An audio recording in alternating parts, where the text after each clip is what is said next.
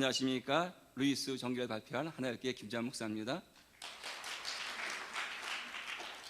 네, 감사합니다. 저자 조지 세이어는 루이스 옥스퍼드 대학의 제자이면서 동료 교수였습니다. 그는 몰본 칼리지 영문학과 과정으로 지냈으며 2005년에 작고했습니다. 이 책의 특징은 첫 번째, 루이스의 어린 시절부터 지적, 정서적, 영적 성장 과정을 잘 보여줍니다.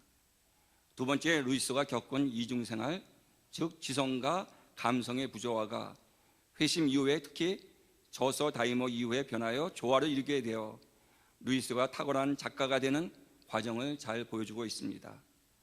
세 번째는 루이스가 회심 이후에 소명을 가진 기독교 전도자로서의 모습을 잘 드러내고 있습니다.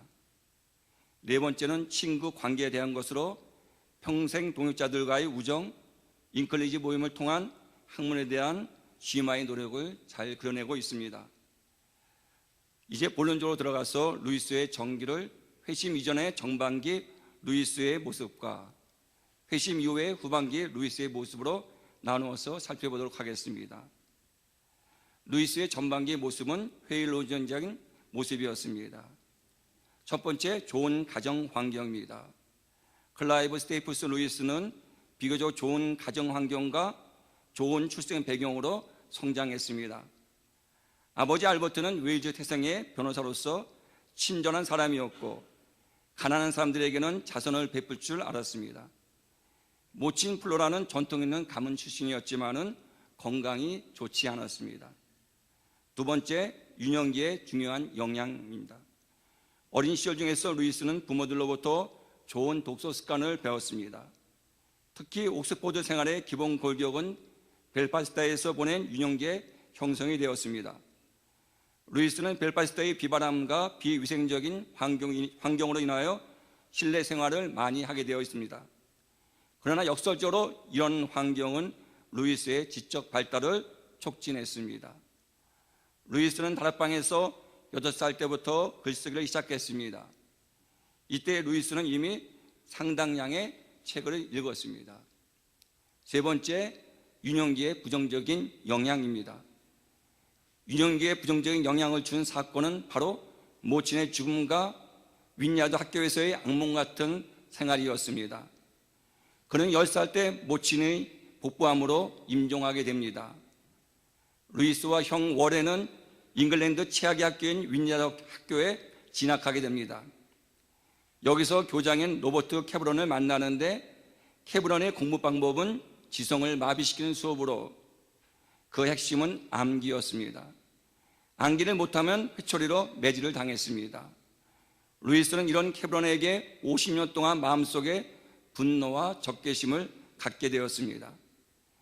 이 시기에 루이스는 학교에서 친구들이 매맞는 것을 보고 사디즘적인 공상으로 고생을 하게 됩니다.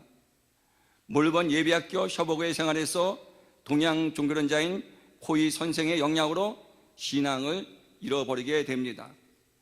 네 번째, 긍정적인 영향입니다.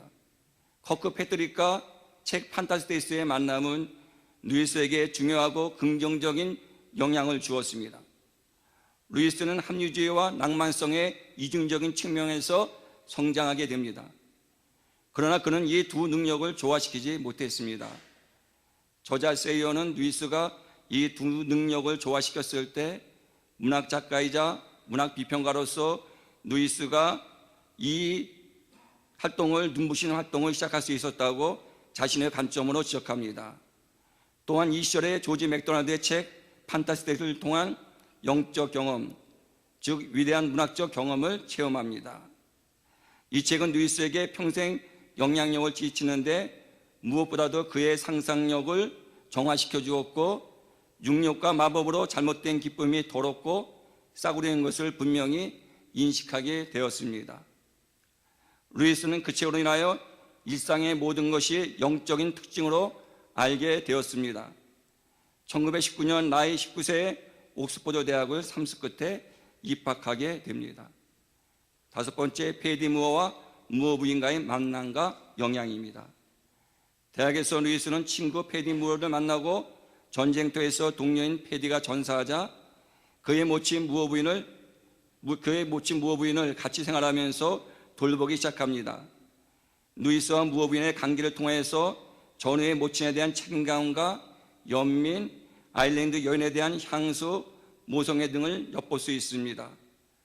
루이스는 무어 부인과 그 딸 모린을 돌보면서 킬린스에서 사는데, 이러한 생활은 루이스가 학문적으로 두각을 드러낼 시기에 부정적인 환경이 되었지만은 한편으로는 위대한 대중 저술가이며 대중적 기독교 병진가가 되는 좋은 과정이 되었습니다. 다음은 루이스의 후반기입니다.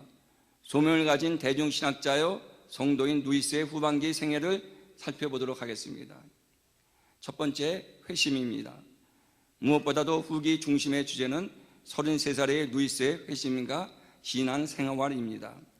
루이스가 기독교로 회심하는 과정은 몇 년에 걸쳐서 점진적으로 일어나게 됩니다. 책 다이머의 출간 시기에 루이스는 자기 바깥의 막연한 힘을 믿기 시작하는 것으로 시점으로 1931년 그리스도를 믿는 신자가 된 것입니다. 형 워렌의 말처럼 루이스의 회심은 새로운 삶으로서 갑작스러운 돌진이 아니라 오랜 지속된 영적 고질병에서 느리고 또 서서히 회복된 과정이었습니다. 루이스는 어린 시절엔 부정적인 신앙에 대한 태도를 가졌습니다. 그러나 조지 맥도날드의 책 판타스티스를 통하여 영적 영향력을 받았고, T.D. 월든과 톨킨, 다이슨과의 대화에서 결정적인 영향을 받았습니다. 특히 톨킨의 신화의 기원이 하나님이고 신화 속에는 왜곡된 형태지만은 하나님의 진리가 얼마간 남아있다는 글의 영향을 받았습니다. 그래서 루이스는 33살 때 동물원에 가는 중에 회심을 합니다. 두 번째, 기독 전도자로서의 루이스와 잉클렌지와 소크라테스 모임입니다. 루이스는 회심 후에 기독교 신앙의 전도자여 기독교 소설가, 대중신학자로서 글을 쓰기 시작합니다. 이런 대중신학자가 되기 위한 시간이 역설적으로 옥스포드의 상아탑이 아닙니다.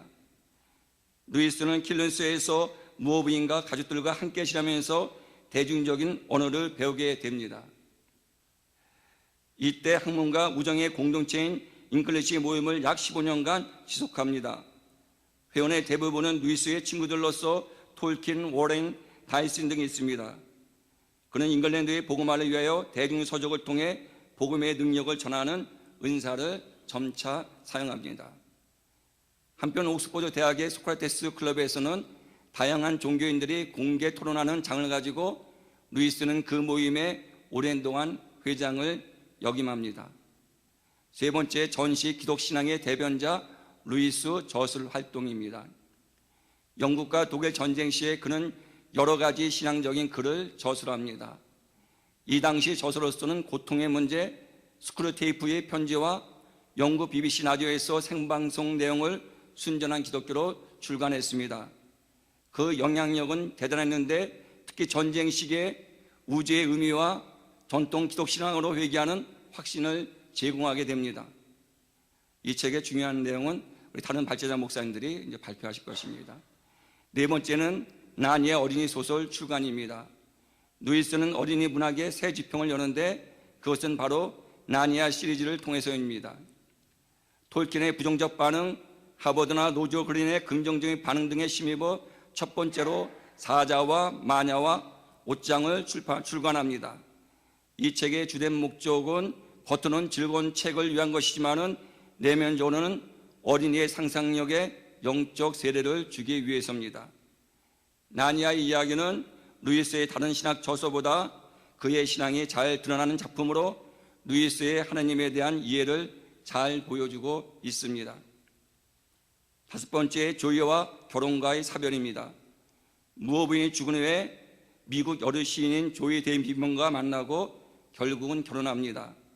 처음엔 조이의 영주권을 위해 형식적인 결혼을 하지만 조이의 암을 발견한 후에 그에 대한 루이스의 애정이 더욱 깊어지고 결국은 같은 해 12월에 정식으로 병원에서 결혼합니다. 결혼 생활은 3년 4개월을 지냈는데 두 사람 모두 신체적으로는 큰 고통을 겪었지만은 그 기간은 그들의 인생에서 가장 행복한 시기였습니다. 조이에게 영감을 받아 쓴 4권의 책이 있습니다. 첫 책은 소설책이며 마지막 책은 조이가 죽은 후에 비통하며 쓴 책입니다. 조이와 사별 후 약 65세 1963년 11월 22일에 루이스는 임종합니다.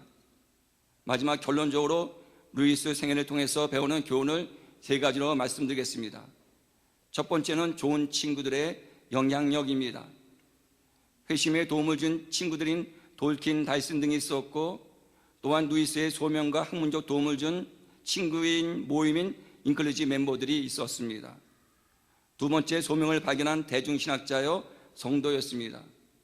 그는 예수를 믿고 소명을 깨달은 후 많은 사람들에게 복음을 증거한 대중신학자여, 동시에 상상력의 세례를 주려는 작가여 성도였습니다.